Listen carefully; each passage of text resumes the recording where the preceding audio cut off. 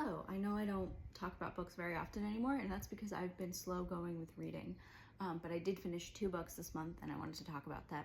The first book is an audiobook called I Love You, I Love You, I Love You by Laura Dockrell. This was a really interesting, cute rom-com, but it was friends to lovers, but it was based on like the meeting when they were like 13, 14, and then finally getting together when they're in their 30s. And so they were friends for that entire time. And so the relationship was built on mutual yearning, genuine conversation, hardships throughout life. And so they had a really good foundation to fall in love. Like, that's how you do friends to lovers as adults. And it was just, at no point did it feel like the woman who was reading, like who was our narrator, was one-sided. It was very much so you could tell that it was coming from both sides, the mutual affection that these two characters had for one another. So I rated that 4 stars. Wasn't perfect, but it wasn't by any means bad. I would highly recommend anyone who is sick and tired of the spoon-fed romances that have been out recently. And the other one I read, I gave 3 out of 5 stars because it's fine. That was Medusa by Natalie Grudinger. This one. It is a contemporary retelling of Medusa, which means that it takes the myth from being Medusa betrays Athena and and not biting the hand that feeds you, and takes Medusa to being a victim of Poseidon in terms of sexual assault. So read it at your own risk. However, I think it's very high school, so it's very digestible. It's not very graphic. And that's kind of, in my mind, where it falters a little bit, because it misses the nuanced and the poetic writing that something like Madeline Miller, or an author like Madeline Miller, seems to have mastered in her Greek mythology retellings.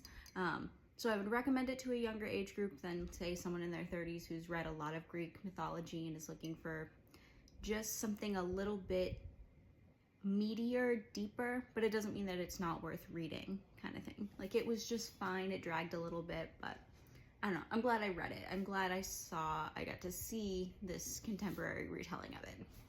I think it could be good for young women. And so now I'm listening to another audiobook called The Wedding People. And that one is about this woman, Phoebe, whose life has fallen apart. She finds herself at this hotel in Rhode Island over by the seaside. And I believe it's in Newport, which is someplace I lived way back when, in like the year 2000.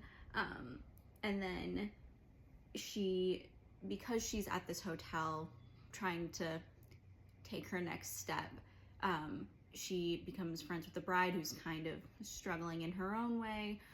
Her wedding's not as picture perfect as she had planned. Her relationships aren't as sound, and they become unlikely friends. And I think that book has a lot of really good nuanced take on life and, what to do when your life falls apart. And my prediction is that she will end up just wanting to work at the hotel that she's staying at and stay by the seaside, because New England is truly the best place to live. And I will say that until the day I die. And then my other physical book that I'm reading this month is Emma by Jane Austen. Every once in a while I try and read a classic because I want to understand why they're classics. I think Jane Austen is a really interesting author, just her own life and what she wrote about, because even when they were first being published, they were viewed as frivolous romances, but they say so much more about society's expectations for women and men, and how she gives her characters like the best possible outcome in that world. So yeah, and I kind of like, I'm only about 5 pages in, I kind of like that Emma's a little bitchy. I kind of appreciate that, as opposed to the Lizzie Bennet, which is supposed to be like your every woman. So that's where I'm at with reading. Let me know what you are currently reading and what you think I should read next based on what I've read.